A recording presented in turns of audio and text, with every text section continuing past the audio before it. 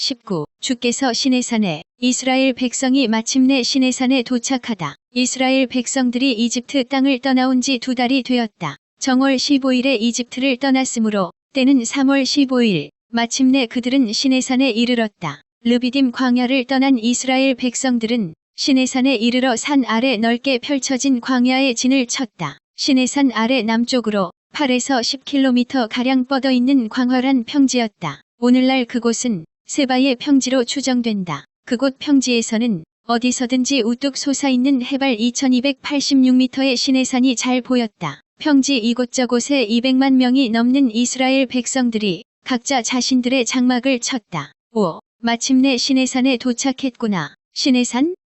율법을 받고 성막을 짓다. 모세는 감회가 새로웠다. 1년 전쯤 이곳에서 장인 이드로의 양떼를 치다가 활활 불타오르는 떨기나무 가운데서 하나님의 부르심을 받아 위대한 출애굽의 사명을 부여받았던 기억이 떠올랐다. 그때 하나님은 이집트를 탈출한 이스라엘 백성들이 이곳 시내산에 이르러 하나님을 경배하게 될 것이라고 말씀하셨다. 과연 그날이 온 것이다. 그렇게 시내산을 바라보며 지난날의 감회에 젖어 있던 모세에게 하나님의 말씀이 임했다. 모세야, 지금 시내산으로 올라오너라. 모세는 하나님의 명령에 순종하여 시내산으로 올라갔다. 주께서는 모세를 시내산으로 불러 말씀하셨다. 너는 야곱의 자손들인 이스라엘 백성들에게 일러주어라. 네, 말씀하신 대로 전달하겠습니다. 나는 너희를 독수리 날개에 실어 이곳으로 인도하였다. 너희가 내 말에 순종하고 나와 맺은 언약을 잘 지킨다면 너희는 문민족 가운데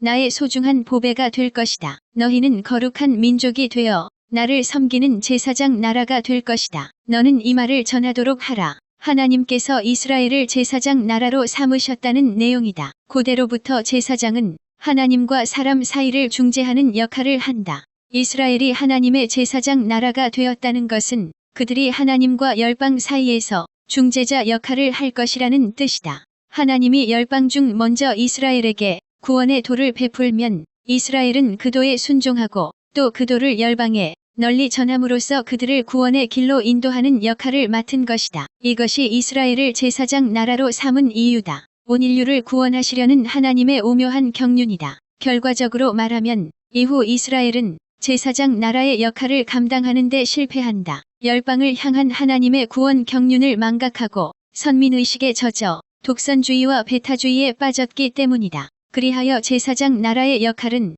후일 신약 시대에 이르러 구속사적으로 승화되어 영적 이스라엘이 된 교회가 대신 감당하게 된다. 좁게는 하나님의 신령한 성전이 된 성도 개개인이 감당한다. 이런 의미에서 오늘날 성도는 왕같은 제사장으로 불리는 것이다. 시내산에서 내려온 모세는 장로들을 불러 모은 뒤 하나님이 산 위에서 자기에게 명하신 말씀을 모두 전했다. 그러자 이스라엘 백성을 대표하는 장로들이 모세의 말을 경청한 후 한 목소리로 일제히 대답했다. 우리가 언약을 잘 지키고 주님의 말씀에 순종하겠습니다. 제사장 나라의 사명을 잘 감당하겠습니다. 좋습니다. 여러분은 분명 하나님의 말씀대로 따르겠다고 약속했습니다. 이제 나는 다시 시내산에 올라가 이 사실을 하나님께 전하겠습니다. 모세가 시내산에 올라가 장로들의 말을 그대로 주께 아뢰었다. 그러자 주께서 모세에게 말씀하셨다. 좋다. 그러면 내가 직접 시내산의 꼭대기에 강림하겠노라. 내가 그리 하는 까닭은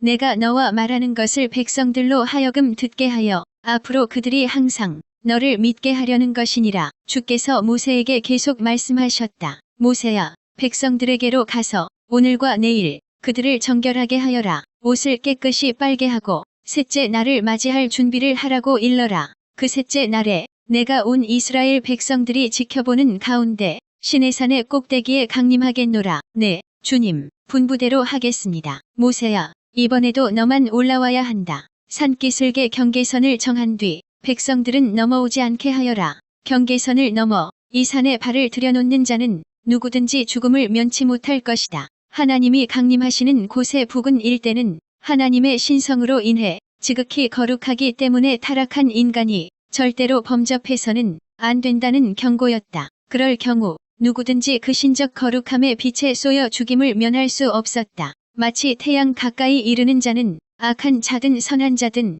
그 뜨거운 열기에 죽임당하는 것과 같은 이치다. 시내산에서 내려온 모세는 이스라엘 장로들을 불러 모아 하나님의 말씀을 전했다. 이 말씀을 이스라엘 장로들은 다시 백성들에게 전했다. 지금부터 이틀 동안 몸을 정결하게 하여 셋째 날을 준비하십시오. 주께서 시내산의 꼭대기에 강림하실 것입니다. 각자 몸을 씻고 옷을 빨고 여인과 잠자리를 갖지 않도록 하십시오. 여인과의 잠자리를 금한 이유는 거룩하고 엄숙한 시내산 의식을 앞두고 육신의 소욕을 절제하여 오로지 하나님께 온 마음을 집중하도록 하기 위함이었다. 이렇게 이스라엘 백성들은 모세의 지시에 따라 각자 몸과 옷을 성결하게 하고 셋째 날을 준비했다. 여호와 하나님께서 시내산에 강림하시다. 셋째 날 아침이 되었다. 시내산의 꼭대기에서는 천둥이 울리고 번개가 치며 빽빽한 구름이 산 위를 온통 뒤덮었다. 나팔 소리가 점점 크게 울려 퍼졌다. 여호와 하나님을 호위하는 수많은 천군, 천사가 힘차게 부는 하늘의 초자연적인 나팔 소리였다. 장엄하신 하나님의 강림을 알리느라 자연이 동원되고 하늘의 천사도 호위 무사로 내려왔다. 그런 장엄한 광경에 시내산 아래의 장막에 있던 이스라엘 백성들은 모두 무서워 벌벌 떨었다. 자, 우리 모두 시내산의 꼭대기에 강림하시는 하나님을 맞이합시다. 모세는 산 꼭대기에 강림하시는 하나님을 맞이하려고 백성을 장막에서 데리고 나왔다. 모세와 백성들은 시내산 기슭에 정해놓은 경계선 밖에 섰다. 시내산의 꼭대기는 물론이고 산중턱까지 자욱한 연기에 휩싸였다. 그 연기는 화덕에서 나는 연기처럼 연신 뭉클뭉클 치솟아 올랐다. 시내산 전체가 크게 요동쳤다. 나팔 소리는 점점 더 커져갔다. 하나님의 강림은 실로 찬연했고 장엄했다. 폭풍우가 있었고 빽빽한 구름 가운데 크나큰 화염이 있었다. 온 땅을 뒤흔드는 듯한 지진이 있었다. 인간이 감당하기 힘든 우렁찬 소리, 인간이 차마 바라볼 수 없는 강력한 빛, 인간의 마음을 압도하는 장엄한 영광이 펼쳐졌다. 하나님은 본질상 영이시기에 어떤 구체적인 형상으로 자신을 나타내지 않으신다. 그래서 우레와 번개와 구름과 연기와 화염 가운데서 강림하신 것이다. 그런 초자연적인 장엄한 현상을 통해 하나님이 몸소 강림하셨음을 가시적으로 확인시켜 주신 것이다. 그 셋째 날 하나님은 예고하신 대로 시내산의 꼭대기에 친히 내려오셨다. 오, 주님! 시내산 아래에서 모세가 소리쳐 하나님을 불렀다. 그러자 하나님께서 시내산의 꼭대기에서 모세에게 대답하셨다. 모세는 산으로 올라오너라. 모세가 두렵고 떨리는 마음으로 경계선을 넘어 조심스럽게 산 위로 올라갔다. 그때 여호와께서 모세에게 말씀하셨다. 모세야, 너는 다시 내려가서 백성들에게 단단히 경고하여라. 백성들이 나를 보려고 연기를 헤치고 산 위로 올라오려다가